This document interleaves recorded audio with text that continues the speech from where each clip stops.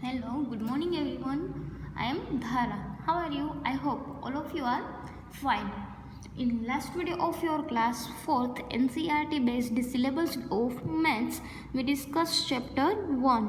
Chapter 1 जो हमारा है वो था बिल्डिंग विथ ब्रिक्स. उसका वर्क बुक में हमने क्वेश्चन नंबर 20 तक किया था. आज हम क्वेश्चन नंबर 21 जो है वो दिखेंगे. तो क्वेश्चन नंबर 21 जो है वो है राइट इन फिगर्स, यानी कि जो आपको वर्ड्स में दिया है नंबर उसको फिगर में लिखना है. तो फर्स्ट है 24,642. तो कैसे हम लिखेंगे, कितने थाउजेंड है 24, तो 24,642. फिर है 50,007, तो 50,000.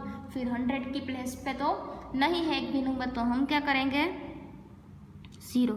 फिर टेंस की प्लेस पे भी नहीं है तो 0. वंस की प्लेस पे है 7, तो 7. तो ये जो वो नंबर है 50,007.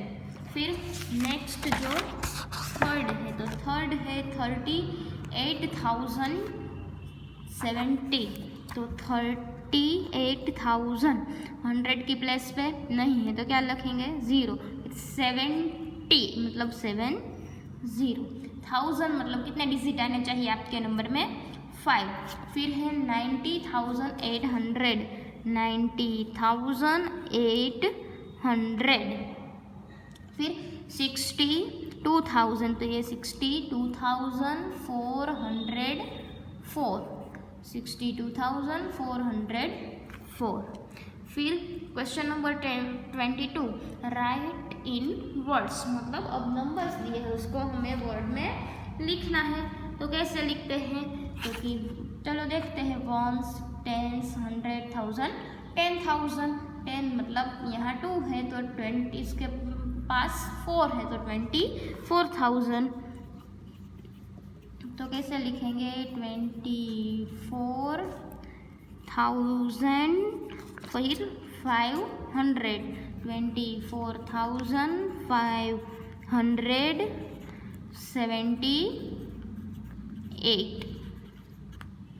ओके.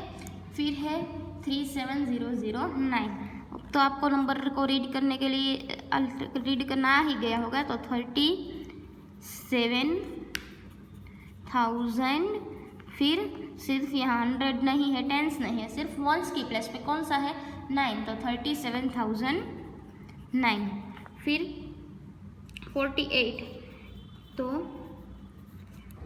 48,000 यहाँ 100 की प्लेस पे नहीं है 60 मतलब 60. 48,060. 56,902. तो इसको कैसे लिखते हैं 56,902. 56,902. फिर 72,000, तो 72,800.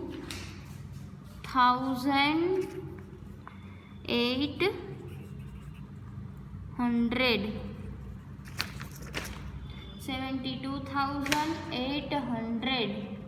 ओके. तो ये आपका क्वेश्चन नंबर 22 था. फिर क्वेश्चन नंबर 23 है. तो क्वेश्चन नंबर 23 जो है वो है right the place value of each digit of the numbers given below. यानी कि आपको जो नंबर्स दिया है उसकी आपको क्या लिखनी है प्लेस वैल्यू. तो प्लेस वैल्यू कैसे लिखते हैं हम, तो पहला नंबर जो है 62139 मतलब ईच डिजिट की लिखनी है.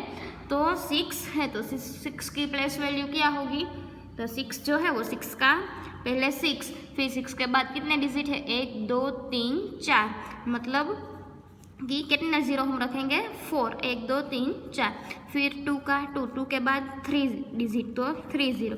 1 का 1 के बाद 1 2 डिजिट तो 2 0. 3 के बाद 1 डिजिट 1 0. 9 के बाद कोई डिजिट नहीं तो 9 का 9. सेम वैसे ही यहाँ 8 8 के बाद 1 2 3 4 तो 1 2 3 4 0, फिर 3 के बाद 1 2 3 तो 1 2 3, फिर 0 का 0, 0 के बाद 2 डिजिट है तो अगर यहाँ 2 0 लिखो तो ही सही, 9 लिखो तो ही सही, सिर्फ 0 लिखो तो भी आपका आंसर राइट है। फिर 2 का 2 के बाद कितना डिजिट है 1, तो आंसर में आएगा 1 0 और 4 का 4। यहाँ 9 के बाद 1 2 3 4 तो 4 0, 1 के बाद 3 0 की तो 0 0 और 7 का 7। तो प्लेस वैल्यू लिखना बहुत इजी है। तो ये आपका क्वेश्चन नंबर 23 था। नेक्स्ट है क्वेश्चन नंबर 24। तो मैच द करेक्ट पेयर्स, यानी कि करेक्ट पेयर के साथ आपको मैच करना है। आपको नंबर दिया है सेक्शन ए में और सेक्शन बी में आपको उसका जो रीड हम वर्ड में उसको कैसे लिखते हैं वो दिया है। तो पहला है 48,030, तो यहाँ सभी जगह पे 48,000 तो है, फिर यहाँ 030 मतलब 30, तो 48,030 जो है वो कहाँ पे है, तो कि 48,000 फिर उसके बाद सिर्फ 30 हो, ऐसा कौन सा ऑप्शन है, सी। तो फर्स्ट में क्या आएगा, सी।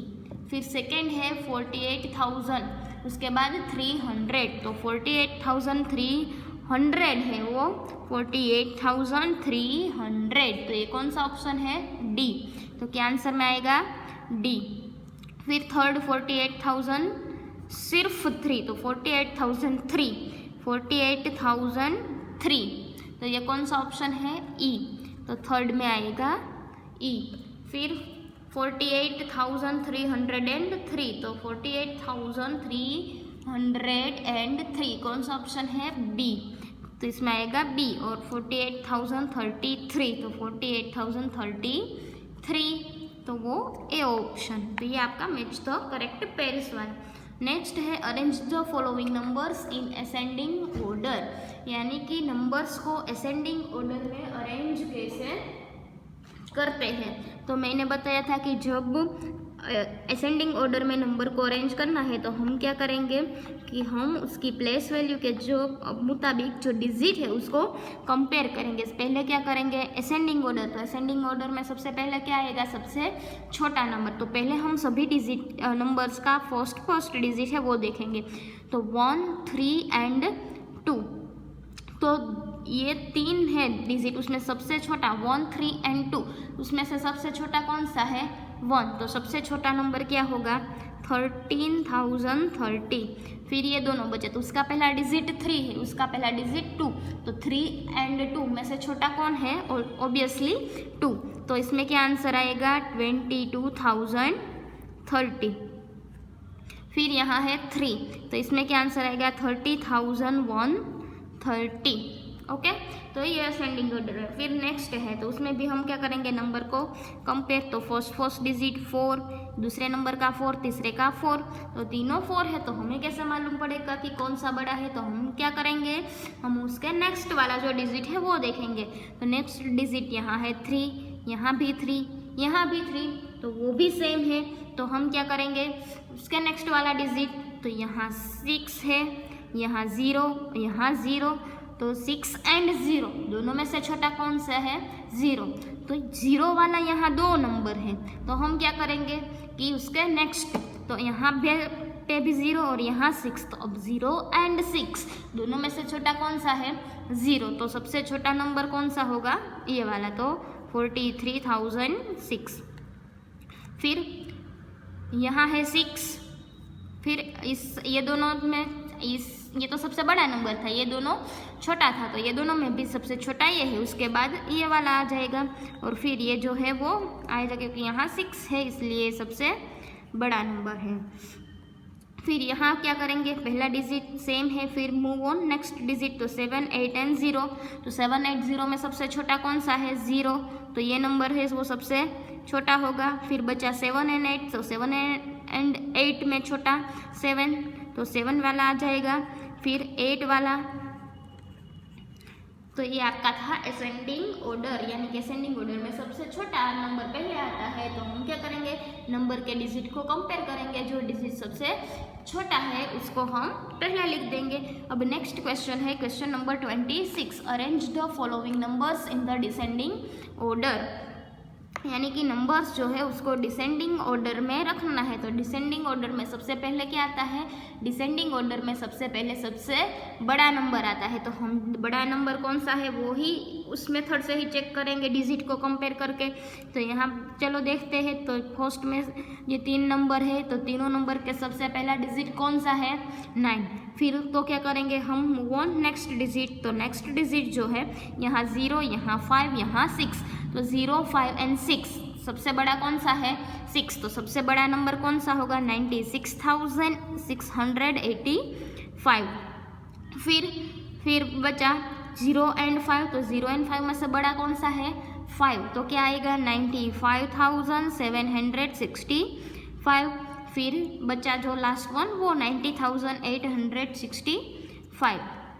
फिर नेक्स्ट सेकेंड। तो सेकेंड में भी तीनों नंबर के फर्स्ट डिजिट सेम है।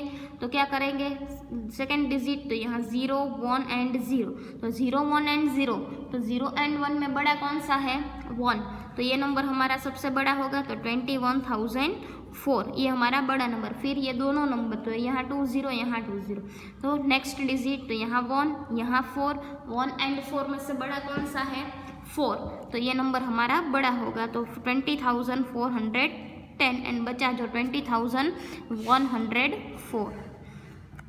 फिर नेक्स्ट थर्ड है, तो उसमें भी सेम उसी मेथड की मदद तरह कि 8, 8, 8 तीनों में 8 है। तो क्या करेंगे, नेक्स्ट डिजिट तो यहाँ 0, यहाँ 9 और यहाँ 0। तो 0, 9 एंड 0 में बड़ा ये 9। तो क्या आएगा, ये हमारा नंबर सबसे बड़ा नंबर। फिर यहाँ 0 एंड 0 दोनों सेम है। तो क्या करेंगे हम, move on next digit. Next digit यहाँ 5 है, यहाँ 4 है। 5 एंड 4 में से बड़ा कौन सा है, 5। तो ये नंबर हमारा ये दोनों में से बड़ा होगा। तो 80,594 और लास्ट जो बचा 80,495। तो ये आपका नंबर को असेंडिंग एंड डिसेंडिंग ऑर्डर में हम कैसे रखते हैं वो टॉपिक था। तो ये टॉपिक इम्पोर्टेंट है। फिर नेक्स्ट है क्वेश्चन नंबर 27। तो right the sequential order of the pictures showing the process of manufacturing BRICS in the given circle. तो आपको क्या करना है कि सर्कल्स जो दिया है, एक पिक्चर, ईच पिक्चर जो है उसमें एक सर्कल जो दिया है उसमें आपको ऑर्डर लिखना है कि ब्रिक्स का मैन्युफैक्चरिंग, मतलब जब हम ब्रिक्स बनाते हैं तो सबसे पहले हम कौन सी प्रोसेस करेंगे। तो आप लोगों को पता होगा कि ब्रिक्स जो है वो कल हमने देखा कि किससे बनती है, क्ले की। तो हमें क्या करना पड़ता है, सबसे पहले क्ले जो है वो फाइंड करनी पड़ती है। तो इस फिगर में ऐसा कौन सा पिक्चर है कि जो क्ले जो है वो है। तो ये लोग जो है वो क्या कर रहा है, क्ले जो है वहाँ वो उसका वर्क कर रहा है। तो ये जो है वो सीक्वेंस ये सबसे पहले होगा। फिर उसके बाद क्या होगी, जो क्ले है, तो आप लोगों के पास क्ले है तो हम क्ले से कोई ना कोई शेप या तो कोई भी थिंग्स बनाते हैं, कोई भी चीज़ क्ले से बनाते हैं। तो आप क्या करते हैं, उसको मसलते हैं ना। तो इसी तरह ही जब ब्रिक्स बनानी है तो ही हमें क्या करना पड़ता है कि वो जो क्ले है उसको मसलनी पड़ती है। तो ये ऐसा कौन सा है, ये जो सी पिक्चर है उसमें दिखाई दे रहा है कि ये जो है वो क्या कर रहा है, क्ले को मसल रहा है। तो ये जो आपका सेकेंड नंबर। फिर क्या है, उसको मसल गई, अब क्या करना है, हमें शेप बनाना है। तो क्ले का शेप, तो ये यहाँ दिखाई दे रहा है कि यहाँ एक वीमेन जो है वो क्या कर रही है कि जो ब्रिक्स है उसका शेप बना रही है। तो ये आपका थर्ड प्रोसेस होगी आपकी। फिर क्या होगा कि फिर